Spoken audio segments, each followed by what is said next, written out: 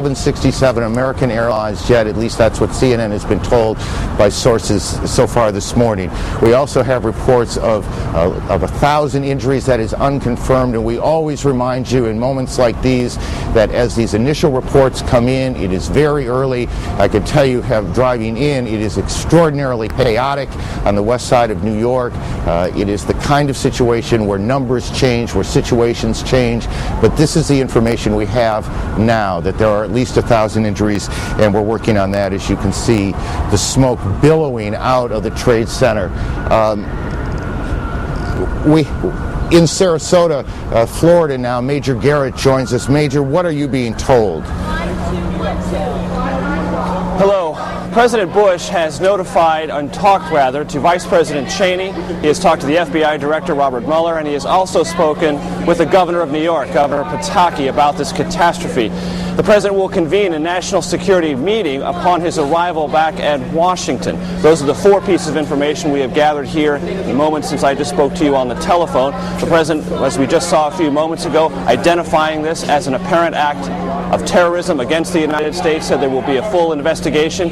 The entire apparatus, the United States government, FBI, national security, CIA, the Vice President, who you may remember was placed in charge of a domestic terrorism study group within the White House to monitor and develop plans to deal with a catastrophe of just this kind. All those parts of the government have been mobilized. The President is heading back to Washington very soon. Here's what the President said about this catastrophe at the Twin Towers in New York just a few moments ago here at Sarasota Elementary School. Major, it's Aaron. Today we've had a national tragedy. Two airplanes have crashed into the World Trade Center in an apparent terrorist attack on our country.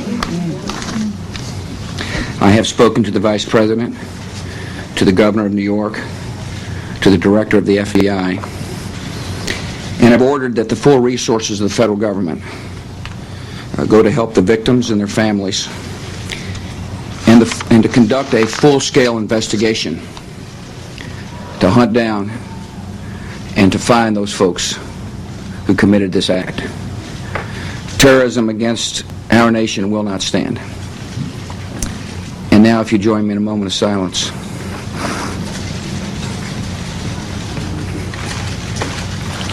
May God bless the victims, their families, and America. Thank you very much. The President was first notified about the situation in New York by National Security Advisor Condoleezza Rice. Then the second notification updating him with more details on the situation came from his Chief of Staff, Andrew Card, who's traveling with the President here in Sarasota. The day was supposed to talk about education reform, but the President is scrubbing all of those plans, marshaling all the resources of the federal government, talking with his aides as he can, and preparing to fly back to Washington to, again, as we said, convene a National Security Council meeting. Back to you. Major, before you get away, and I apologize if I'm asking you to repeat something, I'm having a little trouble hearing you. Do we know exactly where the President was when he was told? He was just arriving here in Sarasota at Emma E. Booker Elementary School. He had taken an early morning jog this morning in Sarasota, had just arrived here with a presidential motorcade.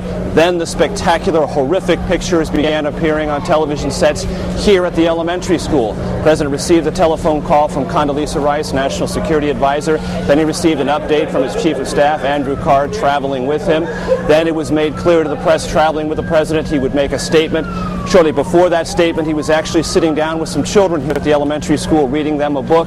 Reporters asked him if he knew about the situation of the Twin Towers. He nodded and said he would talk about it momentarily. In fact, he did. We just heard the President's statement declaring this an apparent act of terrorism. Yes, Aaron? Let me interrupt you here. Senator Kennedy is speaking in Washington. As again, one of the planes was hijacked from Boston. Perhaps we can hear the senator now.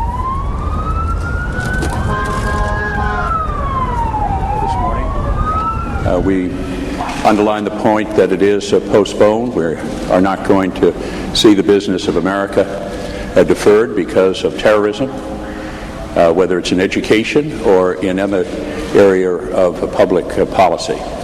We're looking forward to hearing from the First Lady on a subject matter which is of central concern to all families in this country.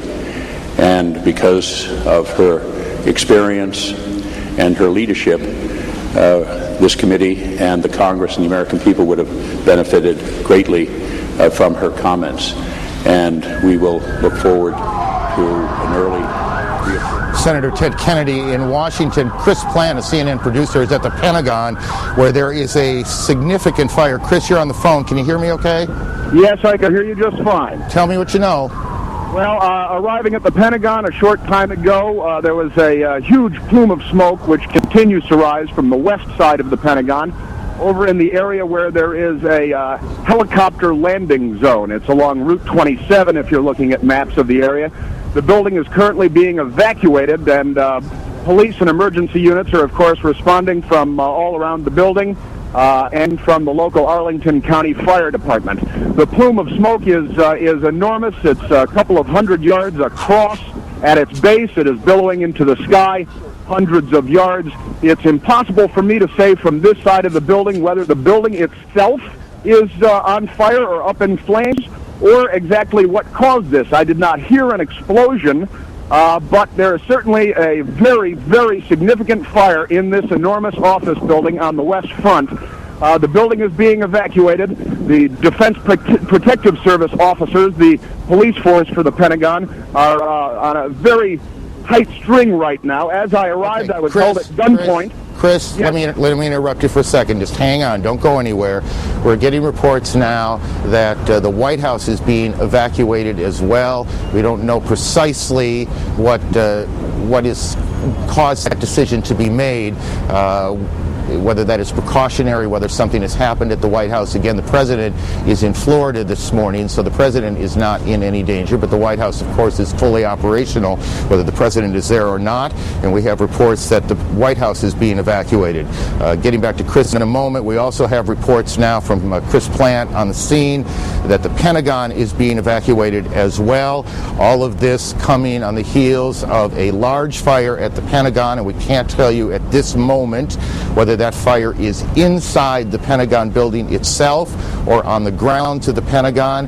And these two planes that you can see behind us that hit the World Trade Center, that's Washington, the old executive office building, I believe, and you can see the plume of smoke behind it, which we will assume until we're told otherwise that that's the fire at the Pentagon. I believe that's correct as you look now at Washington. So we've got a major fire at the Pentagon, and the Pentagon being evacuated, the White House being evacuated, and we don't know precisely the circumstances there, what caused that decision.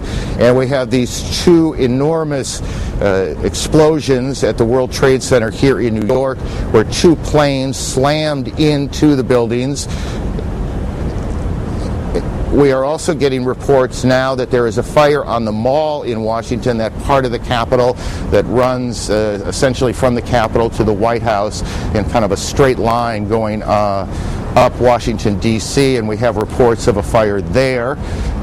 What you're looking at now is Washington, at least if I can see the monitor in front of me. It's a little tricky from where we are, but that looks to me like the old executive office building, and then in back of it you see the large plume of smoke. Here in New York, sirens everywhere, people out in the streets staring at this grotesque scene of the World Trade Center buildings. It was in February of '93, if memory serves me correctly, that there was an attack, a terrorist attack on the World Trade Center. Bomb exploded in the garage of the Trade Center on that day in February of '93. Here we are in the year 2001, and what appears to be deliberate attacks on the World Trade Center. And then we have these two reports out of Washington, the fire at the Pentagon. Chris Plant is still on the phone, I do believe. And we'll get to him in a second. Greta Van Susteren is at National Airport in Washington. Greta, what are you hearing?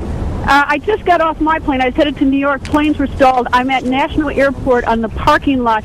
I heard a huge noise. I looked over in the direction of the Pentagon. There's a huge plume of smoke coming from that area. I can't verify it's the Pentagon because there are these buildings in the way. You see particles coming down in the air, some sort of white particles. I can't tell what that is. I'd heard a noise slightly before I'd seen the smoke. I don't know if it's an airplane, if it's a bomb, but it was certainly something, and obviously there's a terrific fire going on.